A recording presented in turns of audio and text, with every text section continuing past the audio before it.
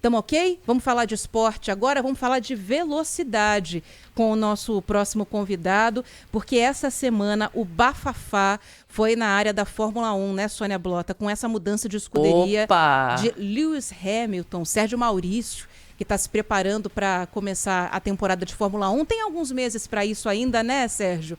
Mas já está aqui com a gente para falar sobre essa mudança que vai ficar marcada na história da Fórmula 1. Tudo bem contigo? Como é que estão essas férias aí da Fórmula 1? Bom dia para você. Bom dia, Ana, Sônia, amigos ligados aqui na Rádio Bandeirantes. Agora menos de um mês, porque a Fórmula 1 volta no dia 2 de março. Grande Prêmio do Bahrein vai ser a primeira de 24 etapas da mais longa temporada da Fórmula 1 nesses 75 anos da categoria, desde 1950, a Fórmula 1 completando nesse ano de 2024, 75 anos da categoria. E, obviamente, a notícia que caiu como uma bomba, eu até fui convidado a entrar aqui no jornal da Rádio Bandeirantes para poder falar sobre isso, foi essa notícia do Hamilton na Ferrari. É uma notícia que pegou todo mundo de surpresa, um dia depois da própria FIA ter recusado a entrada da equipe Andretti, uma solicitação já de muitos e muitos anos do Mário Andretti, que foi campeão mundial em 78. A equipe Andretti, só para contextualizar, é a equipe mais importante do automobilismo americano, com mais de 30 anos em várias categorias, entre elas a Fórmula Indy. O Mário foi piloto da Fórmula 1 e campeão mundial em 78, e há muito ele vai pleiteando a entrada dele junto com a equipe Andretti na Fórmula 1. Mas a FIA barrou, e logo um dia depois de barrar, a notícia que caiu, como eu disse, como uma verdadeira bomba no mundo do automobilismo, a ida de Lewis Hamilton para a Ferrari em 2025. Então, essa notícia realmente pegou todos de surpresa e depois, no decorrer do dia, foi confirmada pelas fontes, tanto pela Ferrari quanto pela Mercedes, e agora é isso. Hamilton troca o macacão preto dele da Mercedes pelo macacão vermelho. Acho que o macacão mais desejado, objeto de desejo, com certeza, de todos os pilotos do mundo. Então... E você sabe, Serginho, a gente estava pensando, viu, Eninha, quando o Sérgio deu a notícia pra gente durante a semana, agora vai ficar um ano inteiro, uma temporada longa, que assim, ele não vai pra Ferrari ainda, porque é 2025, mas assim, o Lewis Hamilton é o queridinho de todos, brasileiros inclusive, e agora na Ferrari, que é a querida da Itália. Então, assim, torcida mundial pro Lewis Hamilton, nossa, não vai faltar. E vai ser um ano de ansiedade, né? Porque todo mundo só vai falar disso, né, Serginho? E de clima chato, né, pra Mercedes, porque... total. Que coisa horrorosa. Não dá pra Enterrou o ano da Mercedes. Será que não reincidem esse contrato? Algo surgiu aí nesse sentido de falar, já que você quer ir pra Ferrari, vai logo, né? Despachar logo o Hamilton? É porque existem, Ana, muitos patrocinadores envolvidos e o contrato do Hamilton foi um contrato bianual. Ele foi o piloto que mais demorou a renovar o contrato e ele renovou com uma cláusula que, se em 2024 ele tivesse uma proposta, ele sairia. Então, esse contrato ele tem que ser cumprido por parte do Hamilton, com seus patrocinadores pessoais, com os patrocinadores da Mercedes, e a Mercedes vai ter um ano, digamos assim, para poder tentar encontrar alguém para a vaga de Lewis Hamilton. E olha, a especulação já começou, né? Todo mundo está querendo essa vaguinha e muitos órgãos de comunicação, muitos veículos de imprensa, principalmente imprensa esportiva especializada em automobilismo, já faz aí as suas previsões. Quem sabe um Fernando Alonso, que é o piloto mais velho da categoria, com 43 anos, indo para a Mercedes, uma equipe que ele nunca guiou.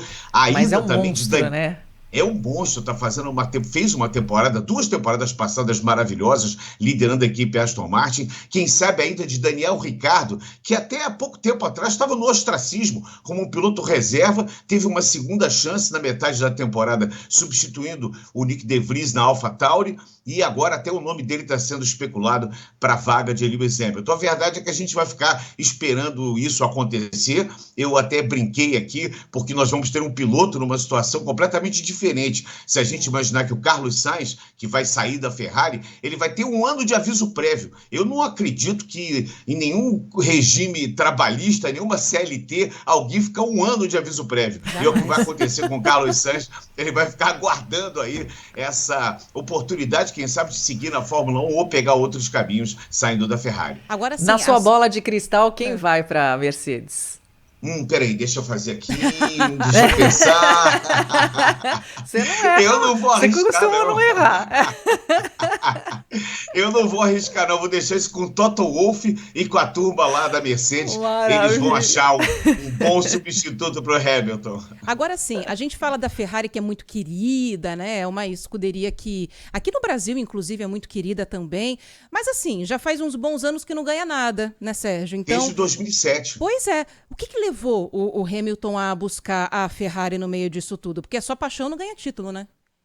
Não, o Paixão não ganha título, mas eu acho que ele acredita num projeto futuro. James Ellison, que foi um cara, que é um cara muito ligado à Fórmula 1, muito ligado ao Hamilton, que andou por grandes equipes como a McLaren e a própria Mercedes, foi contratado pela Ferrari. Então eu acho que o Hamilton está acreditando num projeto futuro. É claro que a Fórmula 1 não vai mudar em nada na temporada que vem, 2024, e tampouco em 2025. Vai haver uma mudança radical em 2026 no tamanho dos carros, na concepção dos carros e também dos motores. Vai ter uma verdadeira mudança total de repaginamento da Fórmula 1 em 26. E eu acho que é isso que o Hamilton acredita. Ele é um cara de 36 anos ainda. Se a gente imaginar aí que os pilotos estão com uma sobrevida de 40, mais de 40 anos de idade, o Hamilton acredita que ainda pode guiar em alto nível. E eu acho também que tem uma coisa, sabe, Sônia, Ana e amigos da Rádio Bandeirantes, guiar para a Ferrari é você guiar para a maior equipe de Fórmula 1 de todos os tempos, o maior time de automobilismo, né? Quer dizer, então eu acho que isso é mais que um desafio para ele também, né? Mudanças de ares são sempre boas. Ele já está há muito tempo na equipe Mercedes, ele passou pela McLaren, conquistou um título mundial, depois ele foi para a Mercedes e está na Mercedes já há muitas temporadas, há 9 temporadas, então eu acredito que essa mudança de ares para ele vai ser muito boa. E exatamente por isso, né? Não é uma equipe qualquer, é a Ferrari. A Ferrari é a maior torcida que existe em termos esportivos, a maior torcida mundial é a Ferrari. Ela ultrapassa qualquer limite do futebol, qualquer barreira esportiva, de qualquer modalidade. A Ferrari é uma paixão. A Ferrari é um sonho de consumo, digamos assim. Sonho de consumo do ídolo dele, Ayrton Senna, que Verdade. mesmo vindo para Williams, eu até lembrei muito dessa transação do Hamilton saindo da Mercedes indo para a Ferrari, foi comparada, a gente pode comparar assim, a saída do Ayrton Senna em 93, quando ele foi campeão mundial pela McLaren, indo para Williams, que era o carro dos sonhos dele, mas o Senna, no seu âmago, no seu fundo do coração, ele sempre falava, né, a boca pequena, dizendo, olha, eu queria tanto guiar a Ferrari, porque a Ferrari é realmente a Ferrari, né? E a Ferrari queria tanto Senna, né? Olha, Pena foi que uma não deu. coisa, coisas da história. Você sabe que você lembrou agora, Serginho, aquele filme Ford versus Ferrari? Quem não viu, vale a pena. Porque aquilo é um espetáculo e mostra exatamente essa paixão por uma escuderia, né? Exatamente, que é a Ferrari, que agita a multidão, né? Aquele sonho, né, de sentar naquele carrinho vermelho e ir embora e acelerar. É maravilhoso. Esse é recomendado. Agora sim, a gente torce pro Hamilton, porque não tem um brasileiro pra gente torcer, Sérgio. Quando é que a gente vai ter de novo alguém na Fórmula 1 para representar o Brasil também? Mas, Ana, ele é o brasileiro, porque ele ganhou o título no passado de cidadão brasileiro. Ele é meio brasileiro. É o nosso brasileiro. A gente já tem por quem torcer. Olha, Ana, essa pergunta é aquela pergunta, se fosse num show do milhão, seria a pergunta de $1 milhão, de $1 milhão, sei lá. Porque quem é que vai sentar lá? Aí, a gente te dá o prêmio. Cadê a bola de cristal do Sérgio Maurício? Opa, deixa eu fazer de novo aqui uma concentração. Quem será o brasileiro? Alguns estão, digamos assim, um pouco mais perto, né? O Felipe Drugovich, ele é piloto de testes, piloto reserva da Aston Martin, ele está bem perto da Fórmula 1, assim como o Pietro Fittipaldi, que é piloto reserva da Haas, e vem chegando aí um jovem piloto, Gabriel Bortoleto, ele vai fazer o primeiro ano, ele foi campeão da Fórmula 3 ano passado, vai fazer o primeiro ano de Fórmula 2 esse ano, e é um piloto que também chega com muito aporte financeiro. A gente tem que entender uma coisa, não é porque os pilotos brasileiros são ruins tecnicamente ou são inferiores em termos de pilotagem aos pilotos europeus. No automobilismo e em alguns esportes, mas especificamente no automobilismo, o dinheiro é muito importante. A verba que o piloto traz, né, o budget da equipe, ela também é composta pela verba que o piloto traz, patrocinadores pessoais e também para estampar nas laterais dos carros. E a ainda está faltando um aporte financeiro suficiente para que a gente tenha um piloto brasileiro. O Drogovic está trilhando esse caminho, ele tem um bom aporte por trás, mas ainda não é o suficiente para comprar a ele essa vaga ou ajudá-lo a ter essa vaga. Então a gente fica nessa expectativa. O Pietro já há algum tempo, ele renovou agora com a Haas de novo, vai para a 6ª temporada como piloto reserva, não teve nenhuma chance na equipe americana. O Drogovic, que faz seu 2º ano como piloto reserva, ele está ali na expectativa de que essa dança das cadeiras provocada pelo Hamilton na próxima temporada vai sobrar alguma coisa para ele, e o Bortoleto, que vem para fazer um campeonato da Fórmula 2 e vem se preparar para ser um brasileiro, quem sabe, na Fórmula 1. Tomara, né? Poderia ser bacana, então, né? Um investimento para a gente trazer o Brasil de volta para esse cenário, porque o brasileiro gosta de Fórmula 1 e isso está mais do que provado, né? Inclusive aqui a nossa transmissão de Fórmula 1 na Band é um absoluto sucesso por isso, né? Hamilton foi abraçado por isso, porque o brasileiro quer a Fórmula 1, ama a Fórmula 1 e quer se ver também lá na tela, né?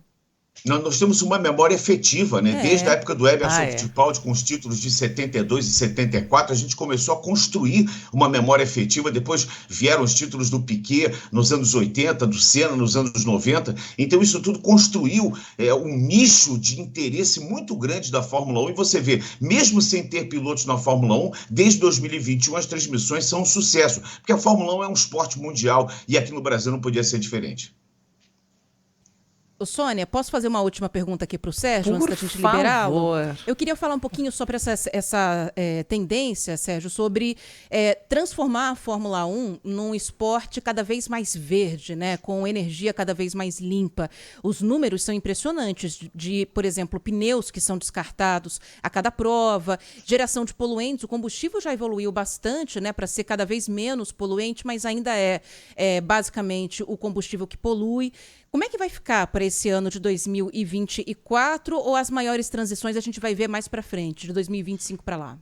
A Fórmula 1 está tentando ser verde, ela está tentando se adequar a uma política mundial, mas a gente há de concordar que é muito difícil você ter um esporte em que o motor, né, e alguns componentes são fundamentais para que você tenha esse esporte, tenha alto nível e traga toda a emoção, e principalmente em relação... Porque a Fórmula 1 ela não é como o atletismo, que o sujeito coloca uma camiseta, coloca um short, um tênis e vai correr ao ar livre. A Fórmula 1 é um esporte muito complexo.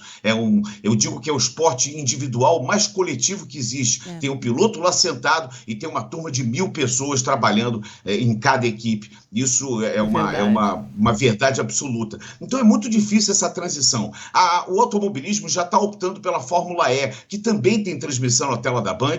Nós vamos agora para a 3ª etapa e vai ter a transmissão, vai ter inclusive uma corrida no Brasil e em São Paulo. A Fórmula E é a opção dentro da gama do automobilismo, é a opção para os carros elétricos se desenvolverem. Muitos dizem que daqui a 15, 20 anos a Fórmula 1 será elétrica. Eu tenho as minhas dúvidas, porque até se conseguir a performance que se tem hoje, a Fórmula elétrica ainda tem que evoluir muito. Mas é óbvio que a Fórmula 1 está tentando fazer com que a diminuição do jogo de pneus, a tentativa de fazer corridas mais próximas umas das outras, para que não haja deslocamento logístico, tudo isso é uma intenção da Fórmula 1 de torná-la, digamos, mais próxima do papel verde que uma categoria tem que fazer dentro do esporte. Mas ainda é muito difícil, quando a gente fala de motor, de combustível, de pneu, é muito difícil a gente achar digamos assim, um tempo mais próximo da Fórmula 1 se tornar uma categoria verde. É isso aí, mas estão tentando pelo menos.